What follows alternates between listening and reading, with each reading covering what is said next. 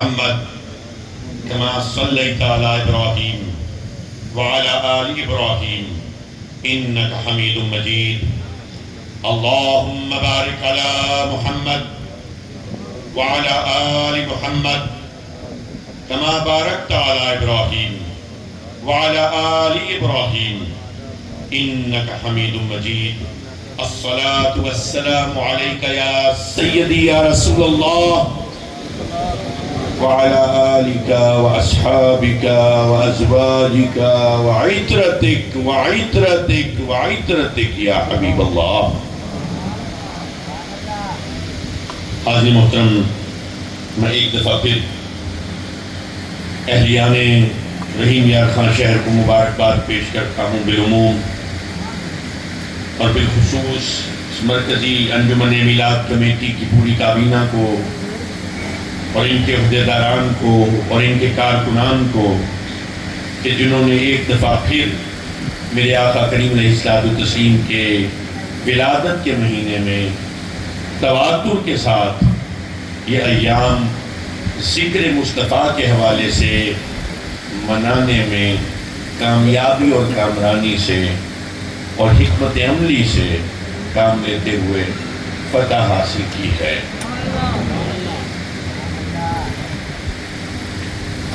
مسلمانوں، ابھی نقیب محفل نے تواتر کے ساتھ کافی سارے القابات میرے نام کے ساتھ لگا دیے، اور میں تو ان میں سے بہت سارے القابات کے معنی اور مطالب بھی نہیں جانتا. تو میں ایک خاکسار چھوٹا سا شخص ہوں. میں یہاں پہ آتا کیوں؟ میں یہاں پہ آتا ہوں اپنے والد کی نسبت میں.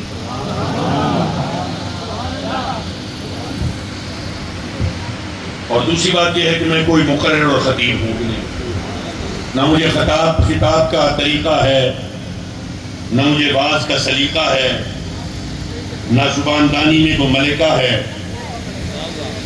میں یہاں پہ صرف اور صرف بحیثیت عمومی اپنی فکر اور اپنی سوچ وہ آپ کے سامنے رکھتا ہوں. اور آپ نے دیکھا ہوگا ہر سال میں اپنی اس روایت پر قائم ہوں.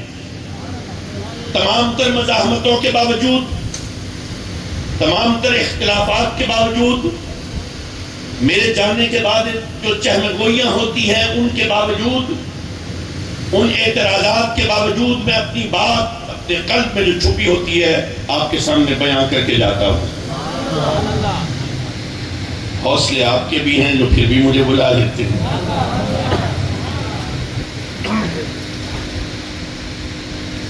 دیکھیے، آج مختصر سی بات کرتا ہوں. ویسے بھی اب وقت بھی کم رہ گیا ہے، اور بات جو ہے وہ جتنی اختصار کے پیراہے میں ہو جائے آج کل کے دنوں میں جو دور پرفتن ہے اتنا بہتر ہے. کلام جتنا طویل ہوگا امکان اعتراض اتنا قوی ہوگا.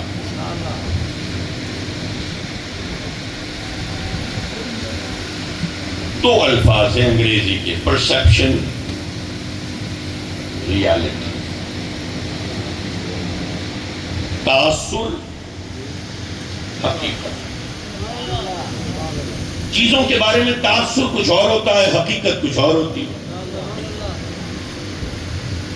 آپ کسی صاحب اقتدار کے بارے میں سمجھتے ہیں کہ وہ بڑا قوت آور ہے، طاقت آور ہے، بڑا مختار ہے، بڑا مقتدر ہے، اور وہ دفتر میں بیٹھا ہوتا ہے کسی سے گلہ کرنا ہوتا ہے، یار مجھے تو فلاں یہ نہیں کرنے دیتا، مجھے تو فلاں وہ نہیں کرنے دیتا. میں تو صبح آتا ہوں تو یار وہ میرا جو پی اے ہے وہ یہ تفصیل پروگراموں کی میرے سامنے رکھ دیتا ہے، مجھے یہ بڑی اسٹرکٹلی فالو کرنے پڑتے ہیں. وہ اپنی بے اختیاری کا رونا رو رہا ہے. اس کے بارے میں تاثر کیا ہے، پرسیپشن کیا ہے کہ مختار ہے، مقتدر ہے، اس کا حکم چلتا ہے، اس کا اختیار ہے، اس کی انگلی اٹھ جائے تو یہ ہے، اس کی انگلی جھک جائے تو یہ ہے. اور درون خانہ وہ اپنی احتیاج بتا رہا ہے، وہ اپنی معذوری ظاہر کر رہا ہے. وہ ریالٹی ہے. دیکھنے میں یہ آیا ہے کہ اس دنیا میں ہمیشہ فتح پرسیپشنز کی ہوتی ہے، تعصب کی ہوتی ہے، حقیقت کی نہیں ہوتی۔ ابھی پہلے دوروں میں تو اچھے دور میں فارسی پڑھائی جاتی تھی، کم از کم مدارس میں تو چل رہی تھی، بعد میں مدارس سے بھی گمگشتہ کر دی گئی۔ تو گلستان و بوستان تو بڑی خوبصورت کتاب ہے شیخ سعدی رحمۃ اللہ تعالی علیہ کی، تو ان میں بے شمار حکایتیں تھی۔ ایک حکایت تھی رستم زماں کی، وہ یہ تھی کہ ایک دن رات کا وقت تھا، رستم چہل قدمی کرتے کرتے اپنے استبل کی طرف چلا گیا جہاں پر اس کا محبوب گھوڑا بھی کافی سارے گھوڑوں کے درمیان بندھا تھا، بڑا قیمتی، بڑا اعلیٰ نسل کا، بڑا قداور، بڑا جسیم، بڑا حسین۔ اس نے دیکھا کہ کوئی شخص ہے جو چوروں کی طرح حرکت کر رہا ہے، اور چور ہی ہے اور غالباً چور ہے۔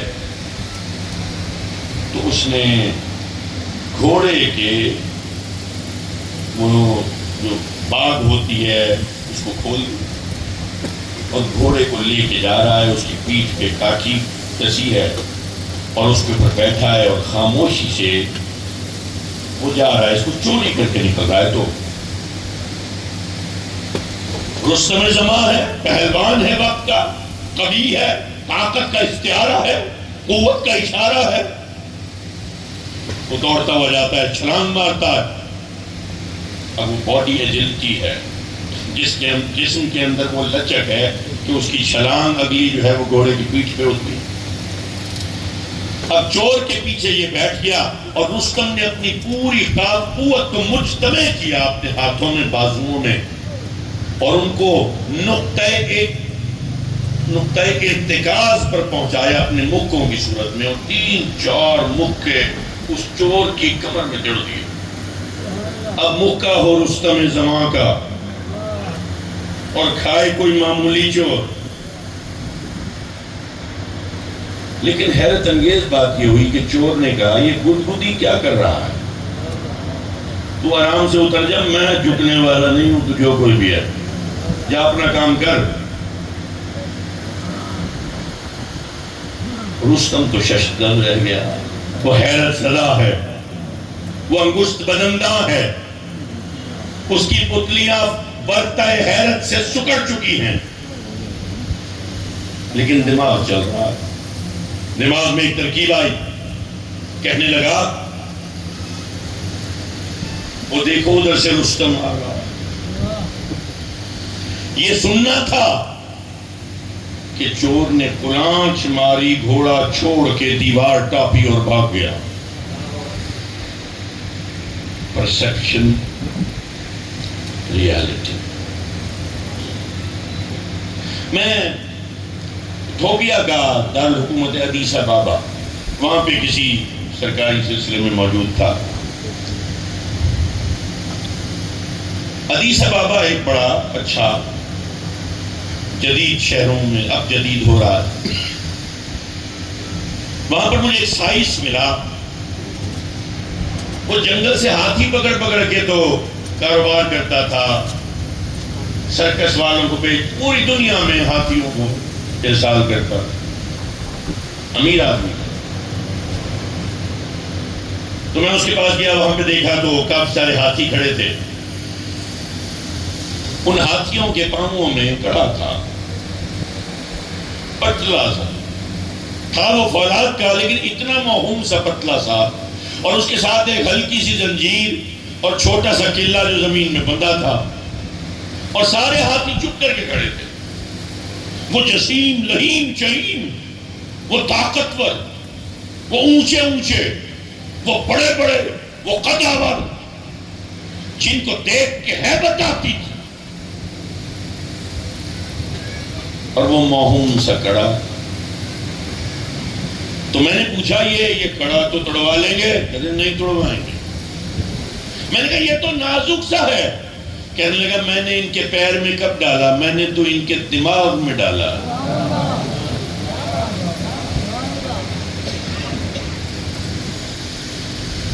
میں نے کہا وہ کیسے؟ یعنی جب یہ چھوٹے تھے نا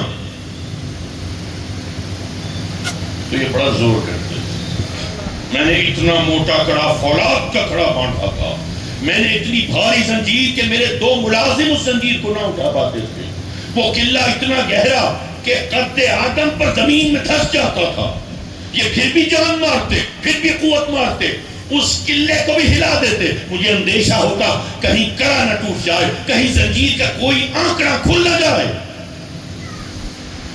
زخمی کر لیتے تھے کام، لیکن میں پھر روز اس کی انسپیکشن کرتا، جہاں کوئی کمزوری دیکھتا اس کو دوبارہ مضبوطی میں بدل دیتا۔ دھیرے دھیرے دھیرے دھیرے دھیرے دھیرے انہوں نے زور مارنا چھوڑ دیا۔ اب یہ جو کڑا پڑا ہوا ہے یہ کافی ہے، پرسیپشن، ریالٹی، تاثر اور حقیقت۔ مسلمانوں، بات یہ کہنا چاہتا ہوں کہ تمہاری نظر میں آج کل کے دور میں تمہارا لیڈر، تمہارا رہنما، تمہارا راہبر، تمہارا امام کیسا ہونا چاہیے؟ تمہارے ذہنوں میں کیا ہے؟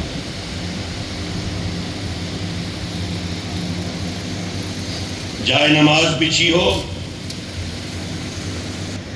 12-15 غلام مؤدب 2 زانو ہو کے ہاتھ باندھے بیٹھے ہوں، 2 اگربتیوں کی سلگنے کی بھینی بھینی خوشبو معطر کر رہی ہو کمرے کو، دھیمی دھیمی روشنی ہو، تم حاجت کرو، وہ ہاتھ اٹھا دے، وہ دعا کرے، تم سمجھو قبول ہو گئی۔ نماز کا تاثر کیا؟ ایک بوڑھا سا شخص ہے، لمبی سی داڑھی والا، کہیں جنگل میں اکیلا، نیت باندھے، ہاتھ باندھے کھڑا ہے۔ کیا یہ تاثر ہے دین کا یا لیڈر کا دین میں، یا مذہب کا یا نماز کا؟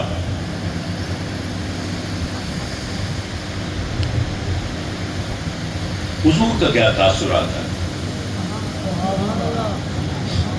حضور مسجد نبی میں بیٹھے ہیں، صحابہ آ رہے ہیں، صحابہ کہتے ہیں میرا بیٹا نہیں ہے، بیٹا دے دیں، میری آنکھ ٹوٹ گئی، آنکھ لگا دیں،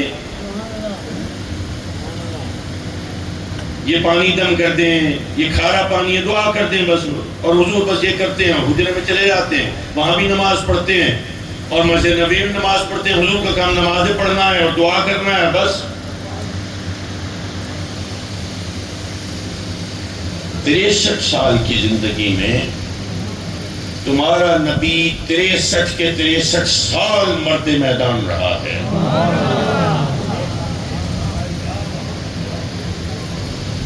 یہ تاثر کس نے بنایا ہے؟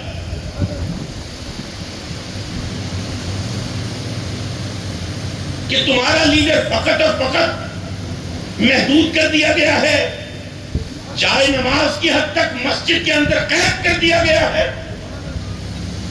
تم جس کو پیر بناؤ، جس کو پیشوا بناؤ، جس کو لیڈر بناؤ، بس وہ تسبیح کے دانے، وہ جھکے کاندھے، وہ لمبی داڑھی، وہ اونچی دستار۔ میں جب سوچتا ہوں نا سراپا حضور کو، یہ بڑا بے باک ہے، میری سوچ کا گھوڑا جو ہے نا، یہ فرس خیال دوڑتا ہے۔ ہاں، کبھی عکس محبوب بنا تو نہ پایا، عاجز آ گیا، بنا نہ پایا، یہ حقیقت ہے، میں آپ کے سامنے معترف ہوں۔ دیکھو، ہر شخص نا حضور کو اپنے علم اور اپنے ظرف کے مطابق جانتا ہے۔ جو عارف ہے وہ مقام عارف پہ جانتا ہے، جو عام آدمی ہے وہ عمومیت میں جانتا ہے۔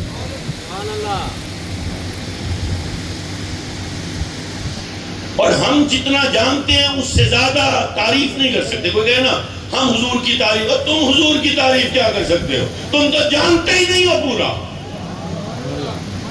حضور کی تعریف تو اللہ کرتا ہے.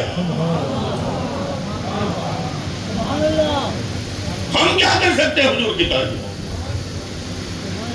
بارہا دل نے میرے مجھ سے کہا شوب دا گر، بارہا دل نے میرے مجھ سے کہا شوب دا گر، تو جو الفاظ سے اسنام گری کرتا ہے، کبھی اس حسن دلارا کی بھی تصویر بنا جو تیری سوچ کے خاکوں میں لہو بتا. بارہا دل نے یہ آواز سنی اور چاہا مان لوں مجھ سے جو وجدان میرا کہتا ہے، مگر اس عجز پہ ٹوٹا میرے فن کا جادو، چاند کو چاند سے بڑھ کر کوئی کیا کہتا ہے. میں کیا تعریف حضور کروں؟ میرا جتنا علم ہے میں تو اتنی بات کر، اس سے زیادہ کیا پتا کہ حضور کیا ہے. لیکن جب میں تصور کرتا ہوں نا، مجھے ایک گھوڑا دکھائی دیتا ہے جو سر پر دوڑ رہا ہے. اس گھوڑے کی کاٹھی سے بندھا ایک مشکیزہ ملتا ہے.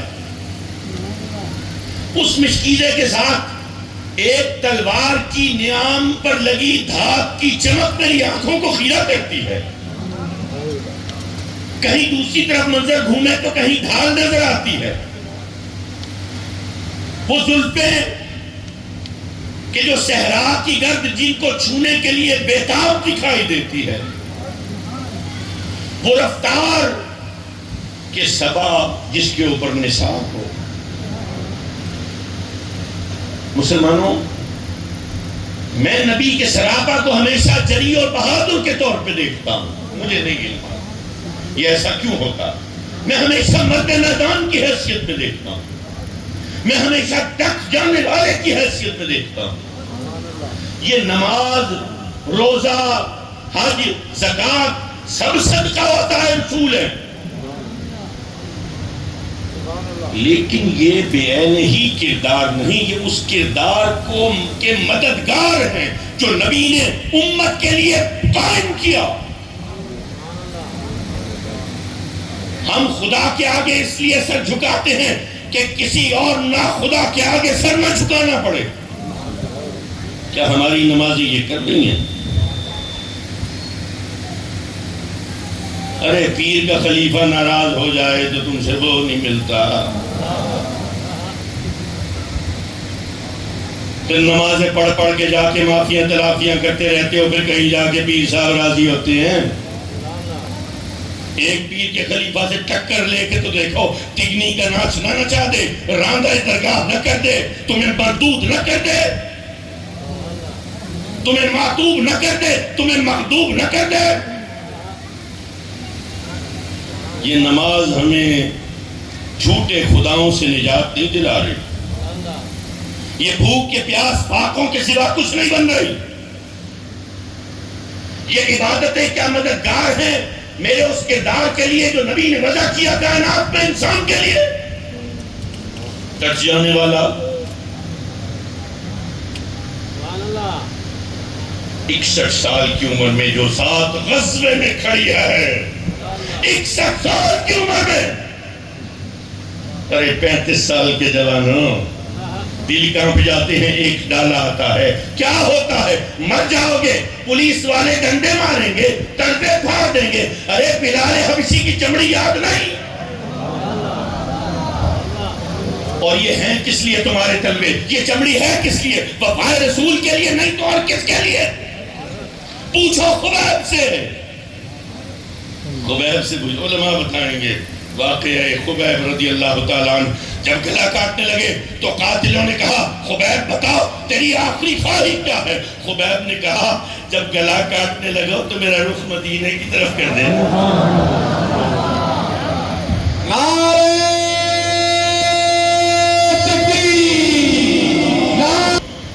در حقیقت ہمیں پیر چاہیے بھی نہیں، ہمیں چاہیے جادوگر. ایک بندہ مجھے ملا سہی جب ڈردا میں سہی توارا مرید تھیا ایسے یہ بیماری نہیں بہن دی. اچھا وہ قصور میدا ہے. یہ بیماری نہیں ویندی. مجھے ایمان سے بتاؤ، وہ پیر کی میں بات نہیں کرتا. ارے پیری مریدی جس کے صدقے میں ملتی ہے، ولایت جس کے حکم سے ادا ہوتی ہے، اس کا آقا جو کائنات کا مولا ہے، اس کا آقا جو رسولوں کا امام ہے، جو پیشوا ہے نبیوں کا، اس کے ساتھ وہ بدر کے اس میں لوگ گردن کٹوا رہے ہیں. کوئی نہیں کہتا حضور آپ ہیں تو ہم گردن کیوں کٹوائیں؟ حضور آپ تو شق القمر کی طاقت رکھتے ہیں، حضور آپ تو سورج کو پلٹا دے، پھر ہم قربانی کیوں دیں حضور؟ سیدے ڈنڈا توڑا مرید تھی گیا، بیماری نہیں ویندی. ذرا سی باتوں کے اوپر ذرا سی احتمال یہ کہ نہیں کوئی جادو ہو گیا، ٹونا ہو گیا، کسی نے تعویذ کر دیا، گندا کر دیا، میرے اندر ہمت نہیں ہے، حوصلہ نہیں ہے، میں فیصلے نہیں کر سکتا اپنے بچوں کی شادی کی، چلا جاتا ہوں پیر صاحب کے پاس. پیر سے حساب کر دیں، حساب نکال دیں، یہ ٹھیک رہے گا؟ کیوں؟ تمہیں اللہ نے عقل نہیں دی؟ تمہیں بدیعت نہیں کی عقل؟ کیا یہ کفران نعمت نہیں؟ جب تجھے وضع کر دیے، اصول بتا دیا، راستی کا کجی کا، صحیح کا غلط کا، تو پھر اب اپنی عقل استعمال کیوں نہیں کرتا؟ تجھے ہر معاملے میں روحانیت چاہیے. کبھی مرد میدان تو بن، کبھی فیصلے تو کر، ان پہ ڈٹ کے کھڑا ہو، ان کی ذمہ داری کو قبول کر. اگر تم نے فیصلے کیے ہیں لالچ اور طمع کے بغیر، جو اصول وضع کیے ہیں حقیقت نے ان کے مطابق، تو پھر ڈرتا کیوں ہے؟ پھر قدرت پر لازم آ جائے گا تیرے غلط فیصلوں کو بھی سچا کر دے.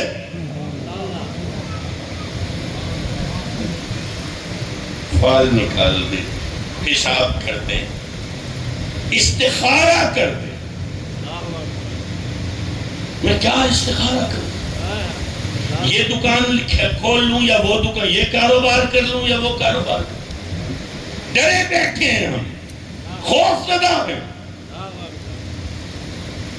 انتشار اندرونی، یہ ڈر کے جینے والوں کے لیے دنیا نہیں ہے. ارے ہم تو پہلے ہی مرے بیٹھے ہیں، ہمیں موت کا کیا پریشانی، جو زندہ ہی نہیں تھے. یہ کیا سانسیں ہیں، یہ آزادی ہے جو ہم لے رہے ہیں. باہر نکلیں تو اندیشے، گھر میں جائیں تو خوف، بات کریں تو ڈر،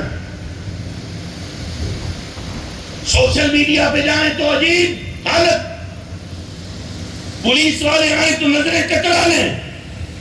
کیا کمی ہے تمہارے اندر؟ تمہارے اندر کمی ہے اس نبی کے کردار کی جو انسانوں کے لیے عطا کیا ہے اس نے.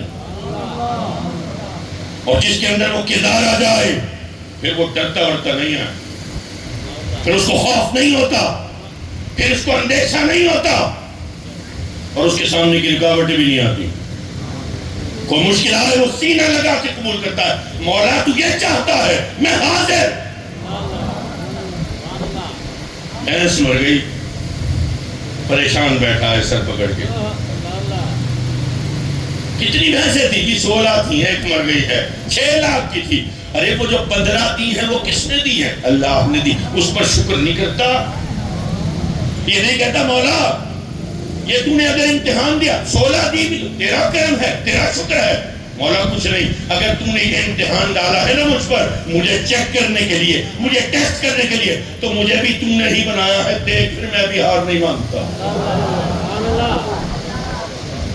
میں بھی تیرا ہی بنایا ہوا ہوں. میرے سامنے بھی مثال اس شاہ عرب کی ہے، شاہ عرب و عجم کی ہے، جس نے کبھی ہار مانی نہیں. 63 سال کی مشقت آمیز زندگی ہے، حیات ہے. اور جب وہ حیات تمام ہوئی ہے، ظاہری حیات کی بات کر رہا ہوں، گھر سے کیا نکلا ہے؟ کبھی فہرست دیکھی ہے؟ ایک چٹائی، ایک مشکیزہ، ایک مٹکا، ایک پیالہ، وہ دیوار پر سجی 9 تلواریں، وہ نبی کی ڈھال. مسلمانوں یہ کردار ہے کہ آج تک 1450 سال کے بعد ہم اس 63 سال کو نہ بھول پائے ہیں نہ بھول سکیں گے. قیامت تک جن 63 سال کا ذکر ہوتا ہے وہ ہوتا رہے گا. وہ زندگی میرے محمد مصطفیٰ کی. جب انسانوں نے اپنے سب سے بڑے اور عظیم لوگوں کی فہرست مرتب کی ہے، مسلمان نہیں تھے وہ، 100 بڑے لوگ مرتب کرنے والے، سارے کافر، 5 کا پینل، 5 کافر، پہلا نام میرے نبی کا. وہ کردار کہاں گیا ہے؟ تم نے محیط کر دیا ہے. ارے پیر بناؤ، لیڈر بناؤ، آقا بناؤ، مولا بناؤ، اس کو جو جری ہو، جو بہادر ہو. نماز جس کو رب کی غلامی میں لے جائے، شجاعت جس کی میدان میں نظر آئے، جو ہر حق کے لیے بولے، ہر ناحق کے خلاف آواز اٹھا دے، جو لڑ جائے طاغوت سے، جو پھر جائے ہر کسی سے، ہر ظالم سے. ایسا مسئلہ ہے میری. ایک ٹرانسفارمر مل گیا ہے، اب ساری زندگی اسی کی غلامی. اس نے روڈ دے دی تھی سر جی، بڑا ہم خیال کرتے ہیں، بڑی عزت دیتے ہیں. کچھ نہیں دیا، نہ سڑک دی، نہ سولنگ دی، کچھ نہیں کیا. وہ میرے والد کی پل خانی پہ آ گیا تھا، بس بڑی عزت دی انہوں نے. بس یہ ووٹ تو نہیں کا، یہ اوقات ہے ہمارے ووٹوں کی، یہ حیثیت ہے ہمارے کردار کی. معیار کیا ہے ایمانداری کا؟ معیار میں بتاتا.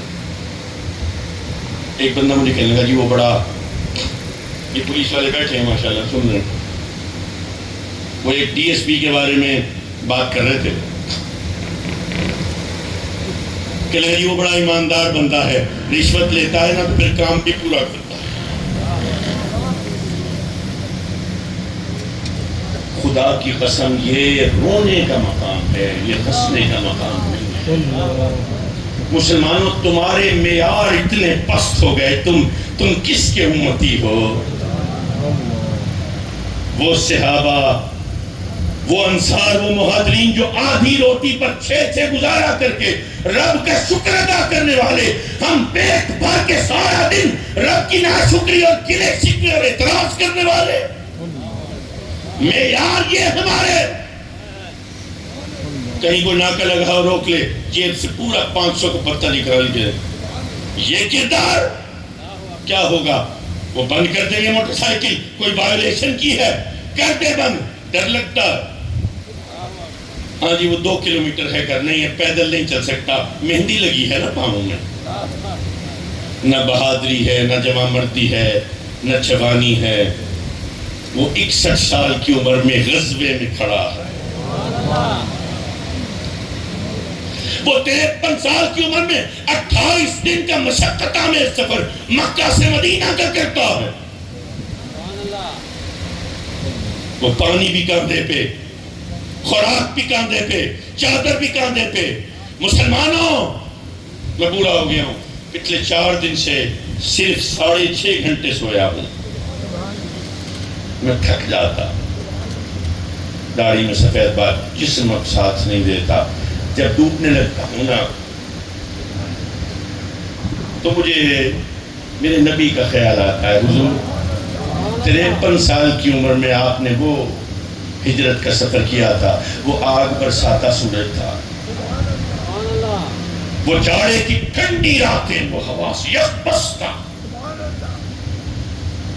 وہ اونچائی کے اوپر موجود پہاڑ کے اوپر سور کا غار. تمہارا نبی 53 سال کا.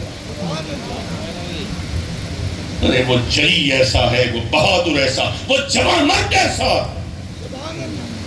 مسلمانوں وہاں پر کوئی معجزہ نہیں دکھاتا تاکہ مثال بن جائے، پتہ چل جائے یہ تم کر سکتے ہو. انسانوں اپنے اندر چھپی عظمت کو پہچانو، اپنے آپ کو آسانی اور راحتوں کا غلام نہ بناؤ. 16 سال کا بچہ ہے، ماں کہتی ہے صبح میٹرک کا پرچہ ہے، بیٹا نویں کا پرچہ ہے، نہیں صبح روزہ نہ رکھ میرا پتر، کیسے دے گا پرچہ، کیسے دے گا؟ مسلمانوں، وہ کسی امتحان میں کامیاب شاید ہو جائے لیکن اصل امتحان میں ناکام کر دیا ماں نے۔ مومنوں، آسانیوں کو، راحتوں کو، عیش کو، عشرت کو، یہ جو سمیٹتے ہیں ہم اپنے ارد گرد دولت، یہ مال، یہ اسباب، یہ محل بنانے کے لیے، اس کا کوئی فائدہ نہیں ہے، خدا کی قسم کوئی فائدہ نہیں ہے۔ جس چیز کا فائدہ ہے وہ نہیں کرتے۔ میں سوچتا ہوں آخری 4-6 جملے ہیں، میدان محشر ہوگا، وہاں آواز لگے گی، جن کے دو کنال کے مکان تھے وہ اس طرف ہو جائیں، جن کے